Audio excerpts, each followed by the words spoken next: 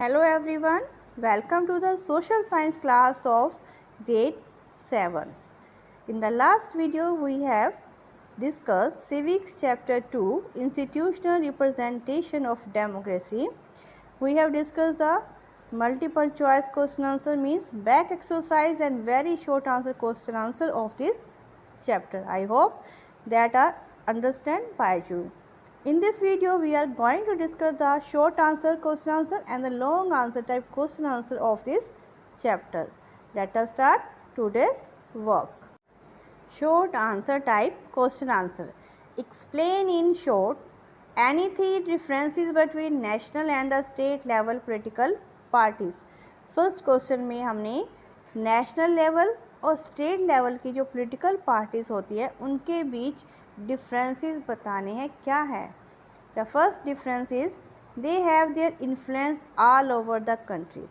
जो national level की political parties होती हैं उनका इन्फ्लुएंस प्रभाव पूरे कंट्री पर होता है, पूरे कंट्री को अफेक्ट करती हैं. And the state level political parties their influence is confined to particular area और द स्टेट्स. जिस स्टेट की वो पार्टी होती है उसी एरिया तक ही उनका इन्फ्लुएंस सीमित होता है.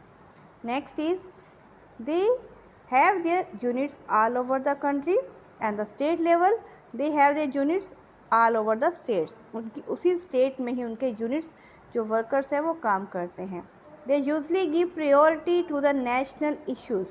इनका जो मेन प्रायोरिटी होती है, जो मेन एम होता है, जो नेशनल इश्यूज़ होते हैं means development of the country, foreign relations that related to all the citizens of the country, that issues solved by the national level parties. And the state level political parties always emphasize on the additional issues and try to influence a particular region. जो उस state या उस reason से related कोई भी issues होते हैं उनको सॉल्व करने की कोशिश करती हैं. These are the difference between the national level and the state level political parties. Next our question is, what do you understand by the concept coalition government? Name any two coalition in the Indian history. coalition government क्या होती है उसके बारे में हमने यहाँ पर बताना है. The term coalition government refers to an alliance between different political parties to form and run the government. Coalition government क्या होती है? जब किसी एक पार्टी को मेजॉरिटी वोट नहीं मिलते हैं तो कुछ और पार्टीज मिलकर एक बड़ी पार्टी बनाते हैं. That is known as the coalition government. Next the example of the coalition government: national democratic alliance and united progressive alliance.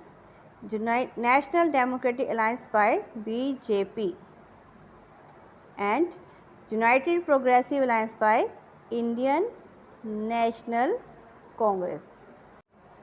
Next our question is, describe the significance of the universal adult franchise.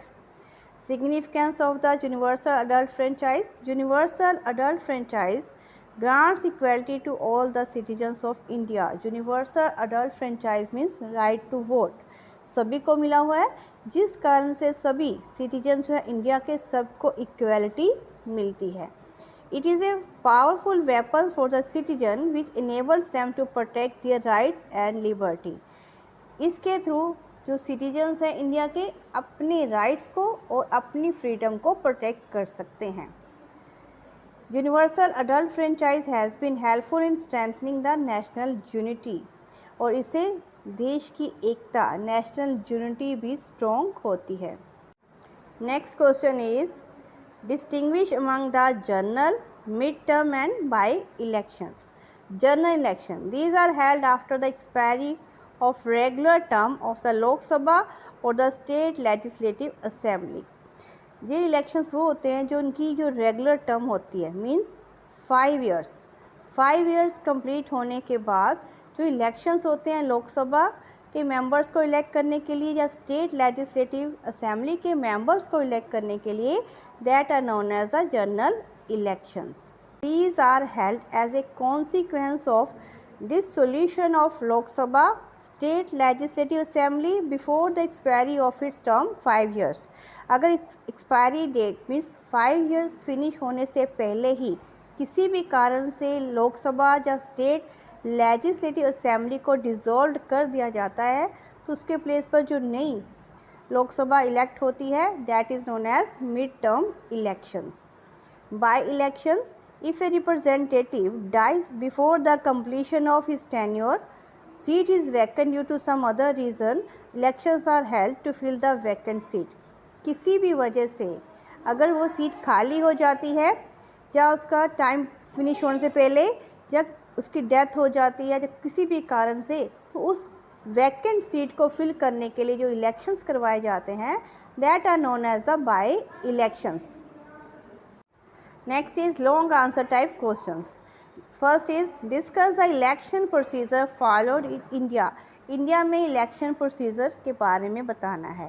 We have the different steps that are followed in election procedure. First is the fixation of election constituencies. Firstly, the step is constituencies means कहाँ पर elections कराने हैं, तो उसके according उस area को अलग अलग कॉन्स्टिट्यूएंसी अलग अलग पार्ट में डिवाइड किया जाता है. And all that procedure election procedure is done by the election commission. Secondly, preparation of the electoral rolls. Electoral rolls means voter list तैयार की जाती है. Announcement of the election dates, फिर जिस दिन इलेक्शन होते हैं वो डेट को अनाउंस किया जाता है, डिसाइड किया जाता है. Next is establishment of the polling stations, nomination by the candidates. nomination means जो भी कैंडिडेट पार्टिसिपेट करना चाहते हैं वो अपने नाम देते हैं to stand in the elections. Next, scrutiny and withdrawal of the nomination paper. फिर जो भी कैंडिडेट्स ने नॉमिनेशन दिया होता है उनके पेपर्स को चेक किया जाता है. If any candidates want to withdraw the name, वो उस नाम को वापस ले सकता है, but after that it is not possible. Next, election campaign. Election campaign means सभी जो कैंडिडेट्स होते हैं, अलग अलग पार्टीज़ होती हैं, अपने जो भी उनके एजेंडाज होते हैं, उनकी पॉलिसीज़ होते हैं, उसके बारे में लोगों को बताती हैं, प्रचार करते हैं. Next, polling. फिर पोलिंग का दिन आता है, मीन्स जिस दिन वोटिंग करनी होती है तो लोग उस दिन वोट डाल के आते हैं. Next is counting of the votes. फिर वोट्स की काउंटिंग होती है. After counting the result was declared that who was the winner in the elections. And next question is describe the history of coalition in India, also name some famous democratic alliance. इसमें हमने बताना है कि coalition government India में कब से start हुई है. First is after the independence dominance of the single party. जब हमें इंडिपेंडेंस मिली थी ब्रिटिश रूल से तो शुरू में एक ही पार्टी को मेजॉरिटी मिलती थी, तो उसी पार्टी की डोमिनेंस थी, ज़्यादा वही पार्टी एक ही पार्टी बार बार जीत रही थी. But after 1984 the graph of one dominant party has slowly decline. इसलिए because of rise of national, state, regional parties, बहुत सारी नई पार्टीज़ बन चुकी थी, जिस कारण से जो एक पार्टी की डोमिनेशन थी वो धीरे धीरे डिक्लाइन हो रही थी. Coalition was confined to electoral power sharing between parties that contest in the elections on their own.